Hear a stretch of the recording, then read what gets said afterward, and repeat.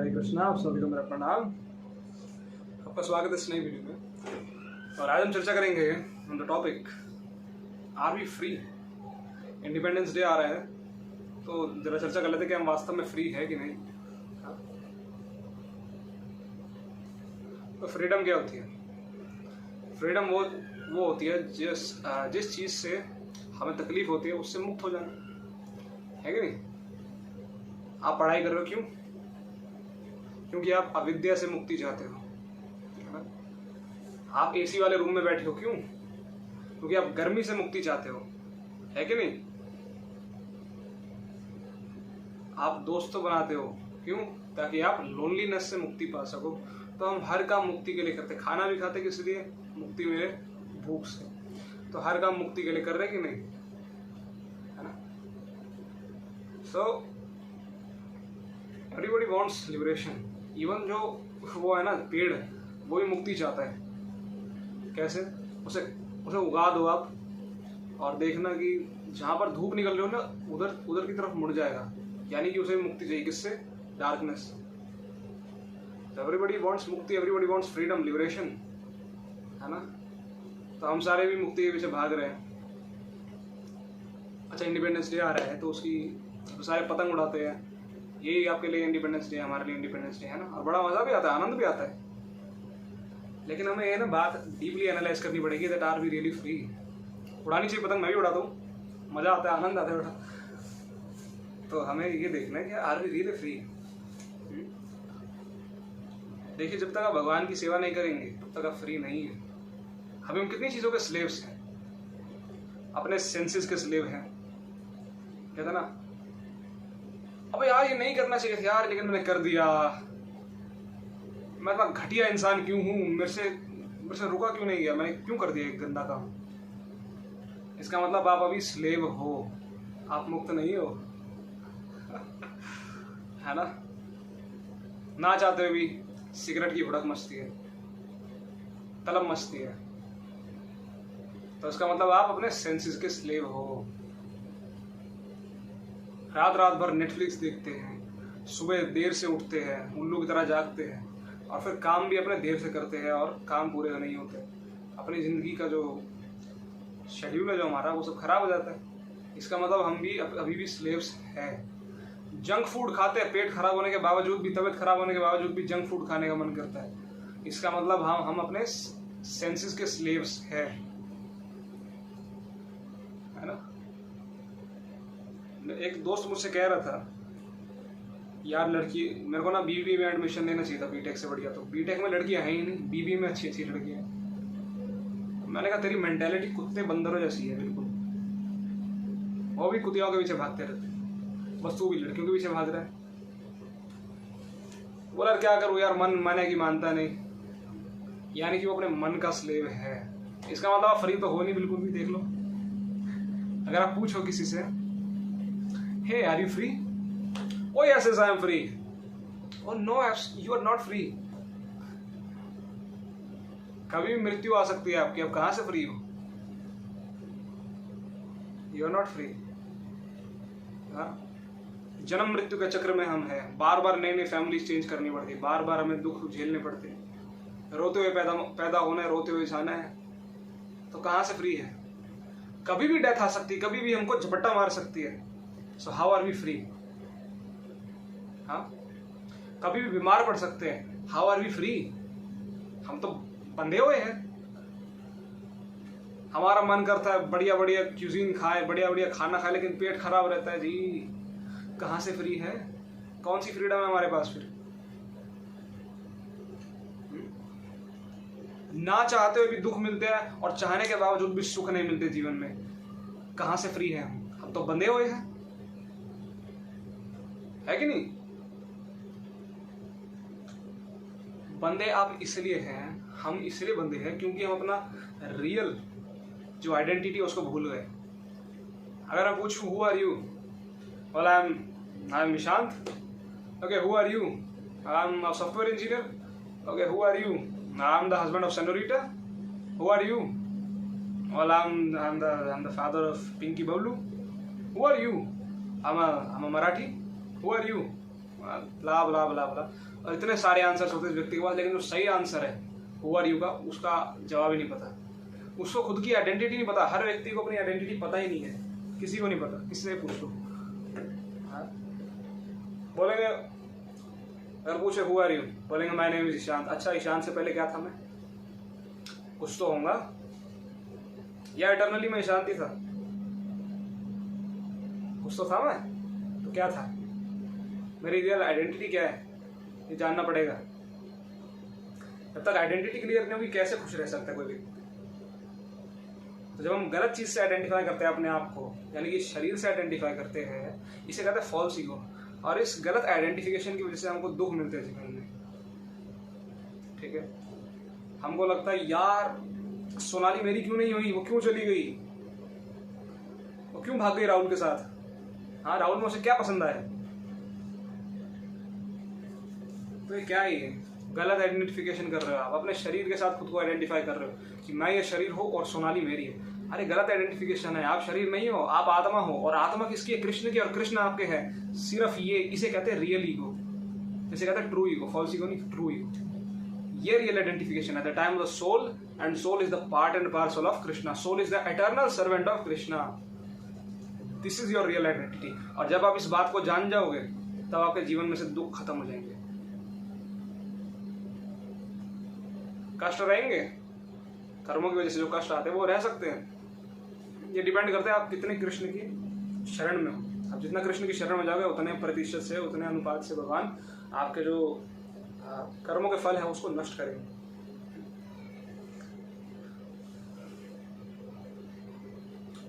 लेकिन कष्ट तो आएंगे तो आप उसको झेलने की शक्ति रखोगे, शक्ति मिलेगी आपको, भगवान देंगे शक्ति। हमको ये जानना पड़ेगा कि हम कौन है वास्तव में। जब हमको ये बात पता चल जाएगी छोटी सी, कि हम कृष्ण के दास हैं और हमें कृष्ण की सेवा करेंगे हम, तब हमको दुनियादार से फर्क ही नहीं पड़ेगा। तब हमको जो जीवन के जो कष्ट आते हैं ना, दुख आते हैं, हम उसमें भी स्थिर रहेंगे, हम उसमें हिलेंगे नहीं। हमें पता है भैया ये चीज़ तो होनी है, मेरी कर्मों का फल है, मिलेगा क्या। और तो दुख किसको मिल रहा है? शरीर को तो मिल रहे हैं। किसी ने मेरी बेइज्जती करी, क्यों करी? क्योंकि मेरे कर्मों में था। अरे मेरे शरीर को बेइज्जती करी, मेरे शरीर की बेइज्जती करी उसने, लेकिन मैं तो कृष्ण का दास हूँ, मैं तो कृष्ण का अंश हूँ, मेरी कौन बेइज्जती कर सकता है? किसने मुझे मारा? एक्चुअली मुझे नहीं मारा, मेरे शरीर को मारा, और ये मेरे कर्मों का फल था। ये समझना पड़ेगा। ये सारा ज्ञान कहाँ से आएगा? ये विजडम कहाँ से आएगी? भगवद गीता से, स्पिरिचुअल नॉलेज प्राप्त करके। जब तक आप स्पिरिचुअल नॉलेज नहीं लोगे, आप देहात्म बुद्धि में रहोगे, आप हमेशा दुखी रहोगे। अपने आप को जब तक आप शरीर समझोगे कि मैं ईशांत हूँ, मैं ये हूँ, मैं वो हूँ, तब तक आप दुखी रहोगे। क्योंकि फिर आपको शरीर त्यागने के टाइम, मरते समय आपको डर लगेगा। अरे मेरा क्या होगा, मैं तो मरने जा रहा हूँ। आप नहीं मर रहे, आप जो थे आत्मा, आपको बस निकाला जा रहा है इस शरीर से, और कुछ नहीं। बॉडी चेंज होने का प्रोसेस है बस, और कुछ नहीं। हाँ, लेकिन जो अज्ञानी व्यक्ति होता है वो डरता है। अरे मैं नहीं मरना चाहता, मुझे बचा लो, मुझे बचा लो डॉक्टर, मुझे बचा लो। मृत्यु से सब बचना चाहते हैं, लेकिन कोई तैयारी कोई नहीं करता, तैयारी कोई नहीं करता। और जब तैयारी करने को बोलो, अरे पागल है तू, इस उम्र में ये सब करेगा? मृत्यु किसी का घंटा बजा के नहीं आती। हाँ, किससे पूछो हाउ ओल्ड आर यू, छोटा बच्चा है, छोटा सा बच्चा अभी पैदा हुआ है कल, पूछो हाउ ओल्ड आर यू, वो तो बोलेंगे 1 ईयर ओल्ड। ओल्ड बोला, 1 ईयर ओल्ड। ओल्ड कौन व्यक्ति होता है? ओल्ड व्यक्ति जिसकी मृत्यु अभी बहुत करीब है, मरने वाला है, कभी भी मर सकता है, वो होता है ओल्ड व्यक्ति। यानी कि 1 साल का जो बच्चा है ना, वो भी कभी भी मर सकता है, मृत्यु कभी भी आ सकती है किसी की भी। तो 1 year old, 30 years old, 19 years old, कभी भी मर सकते हैं। और जब बोलते हैं राम नाम सत्य है, मरते समय किसके लिए बोलते हैं? उस मुर्दे के लिए बोलते हैं क्या? मुर्दा तो मर गया, अब तो उसका क्या है? वो तो डेड बॉडी है सिर्फ है, वो तो किसका? जो केमिकल्स है, हार्मोन्स है, ब्लड है और हड्डियां हैं, बस। और क्या है? वो कुछ भी नहीं है। जो उसमें जो मेन चीज थी आत्मा, वो तो चली गई। उसके अब क्या बोल रहे हो? मुर्दे के लिए बोल रहे हो क्या? बाहर के लोग है वो समझ नहीं पाते, जो सुन रहे हैं राम नाम सत्य वो समझ नहीं पाते कि बोल क्यों रहे हैं। और जो मरा हुआ व्यक्ति वो सुन नहीं पाता बेचारा, क्योंकि वो मर चुका है। क्योंकि इस दुनिया में कोई चीज़ हमारे साथ नहीं रहेगी।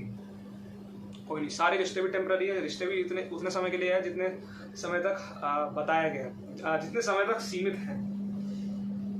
मतलब क्या कह रहा हूँ मैं, रिश्ते हमारे जीवन में तब तक रहेंगे किसी के साथ भी जितनी उसकी टाइम लिमिट है हमारे कर्मों के हिसाब से। अगर हमारे कर्मों में लिखा है हमारी गर्लफ्रेंड के साथ रिश्ता रहेगा 3 साल का, उसके बाद धोखा मिलेगा, तो 3 साल का रिश्ता रहेगा, फिर धोखा मिलेगा, क्योंकि हमारे कर्मों में था। एक सीमित समय रहेगा, है ना। एटर्नली किसी के साथ रिश्ता नहीं रह सकता हमारा, सिर्फ कृष्ण के अलावा, है कि नहीं। रिश्ते नहीं रहेंगे। चलो अगर रहा भी मृत्यु तक आपका रिश्ता, तो फिर मृत्यु के बाद वो भी रिश्ता टूट जाएगा। वो भी रिश्ते भी आप साथ लेकर नहीं जा सकते, पैसा भी साथ नहीं ले जा सकते। कौन अपना पैसा ले गए भाई, कौन अपनी गर्लफ्रेंड को साथ ले गए, कौन अपनी पत्नी को साथ ले गए? कोई है? नहीं, कोई नहीं। तो क्यों अपना समय व्यर्थ बर्बाद करते हैं? सिर्फ इन्हीं के लिए, इन्हीं के चक्कर में आप इतना संघर्ष करते हैं, इतना संघर्ष करते हैं, ओवर एंडेवर करते हैं मटेरियल चीज़ों के लिए, जिससे कि आप भगवान की भक्ति नहीं कर पाते। स्पिरिचुअल रियलाइजेशन, जो सेल्फ रियलाइजेशन है, उसके पाथ पर नहीं चल पाते। तो क्यों इतना ओवर एंडेवर करना? केवल उतना कीजिए ना जितने की जरूरत है। जीवन में धन, इज्जत, है ना, मान, अपमान, धन, लाभ, हानि, ये तीनों चीजें, ये जो है ना, सारी फिक्स्ड है। जितना कर्मों में लिखा उतना ही आएगा, उससे ज्यादा नहीं, हल्का सा भी, और उससे कम नहीं। तो क्यों हम व्यर्थ में संघर्ष करते हैं कि और मिले और मिले और मिले? अरे जितना था उतना मिलेगा, एक्सेप्ट करो बस, और क्या। बाकी जो समय वो भगवान की भक्ति में लगाओ, क्योंकि जो आपके कर्मों के फल है वो आपको ढूंढ लेंगे, ढूंढ के निकालेंगे, और आपको फल मिल के ही रहेगा। आपको जो सुख दुख है वो मिल के ही रहेंगे, चाहे पाताल में भी छुपे क्यों ना हो, मिल के ही रहेगा। तो आप उनको मत ढूंढिए, व्यर्थ समय बर्बाद मत कीजिए कि मैं सुख को ढूंढूंगा और दुख से दूर भागूंगा। नहीं कर सकते कुछ भी, दुख भी आपको पकड़ेगा, सुख भी आपको पकड़ेगा। You can not run away from them, और you can not chase the happiness. इसलिए समय बर्बाद नहीं करना हमें। सारा जीवन धन के पीछे लगा देते हैं, स्त्री के पीछे लगा देते हैं, ये सब चीजें वो एकत्रित करने में लगा देते हैं। और जो भगवान की भक्ति करने का समय है, जिसके लिए हमें मनुष्य शरीर मिला है, भक्ति करते ही नहीं। और ये जो हम जानवरों की तरह अपना जीवन बिताते हैं, आहार, निद्रा, भय, मैथुन, ये 4 कार्य करते हैं, और इसके कारण फिर हमें अगला शरीर भी जानवर का मिलता है, क्योंकि हमने मनुष्य जैसा काम तो करा ही नहीं। मनुष्य होकर भी हमने जानवरों की तरह जीवन जिया, सिर्फ खाना, सोना, सेक्स लाइफ और अपने आप का बचाव करना, दैट्स इट। यही 4 काम कर रहा है हर व्यक्ति। तो फिर हमें एक नया उसका शरीर मिलेगा, जानवर का।